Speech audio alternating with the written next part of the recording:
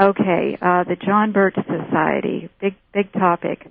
John Birch Society, of course, was the point of origin of the entire array of white right-wing organizations that we see today.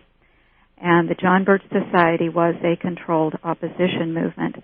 I just want to read a quote by Anton Chaikin, which he wrote in one of his exposés. There are a lot of little brothers watching Big Brother. The quote refers to George Orwell's novel 1984, in which the dictatorial government, Big Brother, created false opposition movements secretly under its control. Orwell's novel is modeled on British Empire practice, as in Kenya, where the British set up ineffective opposition to colonialism as counter-gangs to subvert true independence movements. And the thing about false opposition movements, that they are operated, I've stopped quoting from Anton Chaikin, but they are secretly controlled by people who are part of the very opposition that they claim to be against. And their purpose is to render any opposition to their agenda as ineffective and to subvert any opposition that would arise, true opposition that would arise among the people that they are trying to control. Now, the John Birch Society was founded in 1958 by Robert Welch, who is believed to have been a 32nd degree Mason.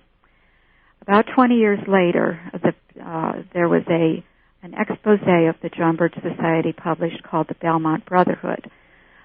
This was in 1977, that a group of former high-ranking John Birch members wrote this expose of the National Council at Belmont, Massachusetts. Now, that was where the John Birch headquarters were originally located. The expose profiles 13 of the John Birch founding council members and some of the later Birch figures that were on the board of the American Opinion magazine. Now, these 13 John Birch council members, the founding members of the John Birch Society, all of them were either high-ranking Freemasons or connected directly with the Federal Reserve System, or else they were Council on Foreign Relations members. All of their credentials were the credentials of liberal, global totalitarians and power elites. Well, when these researchers who worked for Robert Welch and these National Council discovered this, they were very angry, and they wrote the Belmont Brotherhood. And the head of this committee was Nicholas Bove. He analyzed the whole situation at the end of the Belmont Brotherhood expose. He said, he wrote, "You may object. Look at all the great things Robert Welch has done. He has exposed the Illuminati. Baloney. The Illuminati was merely a branch of the conspiracy. How can one attack the Illuminati without attacking the diabolical power behind it, organized Freemasonry? Welch has provided the most valuable service of all time to the conspiracy. He founded an organization to neutralize millions of Americans from discovering the true power behind the Illuminati. And we can see that the Masons chose an extremely clever man to do the job. Welch, with the help of the Belmont Brotherhood, plays his role very effectively. And indeed he did. And Robert Welch was very soft on Freemasonry. In his writings, he said that the Freemasons were a very patriotic group of American citizens. And here the John Birch founding council was infested with Freemasons. So when you think of the right wing that we have today, remember that it was launched by a group of Freemasons with attachments to the Council on Foreign Relations and the Federal Reserve System, to Rockefeller, to Morgan, to all of the power elites that have this agenda for world domination. Now, Robert Welch died in 1983, and he was succeeded upon his death by former Congressman Larry Mcdonald. Now, Congressman Mcdonald also died in the same year in the downing of the Korean airliner KAL-007. It was over Russian airspace, and the excuse was that the airliner had trespassed into Soviet airspace and was shot down. However, there is a lot of suspicion that this was not the case. Larry Mcdonald, in 1979, he founded what is called the Western Goals Foundation. And the Western Goals was a front for the John Birch Society Intelligence Network. Western Goals was an intelligence front. It was directed by McDonald until his death in 1983, and it went defunct in 1986 after a power struggle that I won't go into here. But Larry McDonald had strong ties to the Korean CIA, which worked with our CIA. He also had ties to the Reverend Sun Myung Moon, the leader of the Unification Church, which is just a cover for the Korean intelligence operations, and also the Korean military, the South Korean military. But Larry McDonald also was well connected with Hitler's Nazi network, which I'll go into in a minute. McDonald also took over the massive computerized files of Senator Joe McCarthy, that raving anti-communist who had the government investigating private citizens.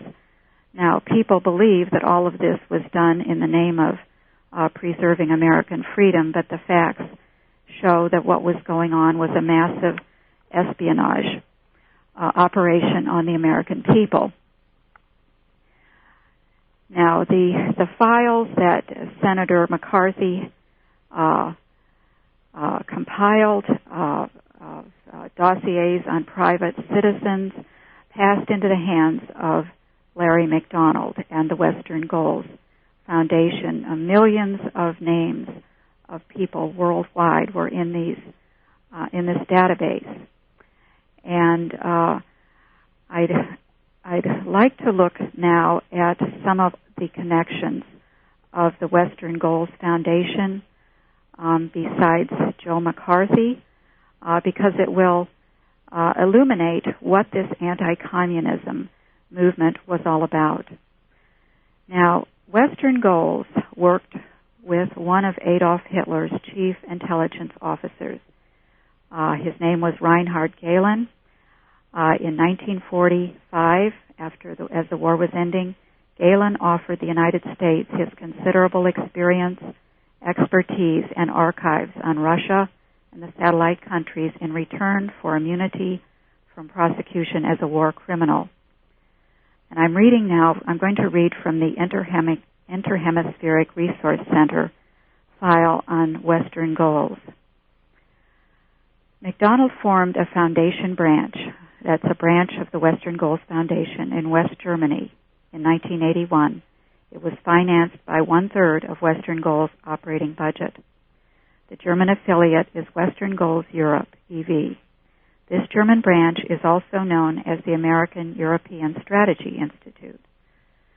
Sounds like a nice name. But it acknowledges working with Reinhard Gehlen, a former Nazi, who had been honored by the elite Catholic organization, the Knights of Malta.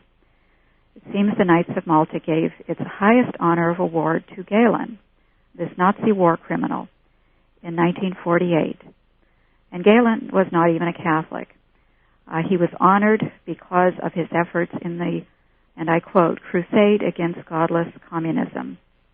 Now, Gehlen headed Adolf Hitler's spy operations against the Soviet Union during World War II. After the war, he and his spy apparatus, staffed mostly by former Nazis, were recruited by our CIA, and he became the first director of the Bund in West Germany, which was West Germany's intelligence agency. So here we have the whole Nazi apparatus brought into our country, and staffing our Central Intelligence Agency, our FBI, and Reinhard Gehland allowed to go back to Germany and set up an intelligence operation there, which collaborated not only with our CIA, but with Western Goals, which was an offshoot of the John Birch Society. Now, also, another connection within the John Birch Society was an Israeli espionage agent. And we're going to see how all of this ties together as I get into this a little more. Maybe not today, but it all does tie together, I believe. John Rees was one of the earliest members of the Western Goals Foundation. He wrote all of its publications, and he was the principal espionage agent for Western Goals. He was also a member of the John Birch Society. His wife had worked with Joe McCarthy and Roy Cohn, McCarthy's Jewish lawyer. Instrumental in obtaining Rees' entrance to Western Goals was a man by the name of J. Peter Grace.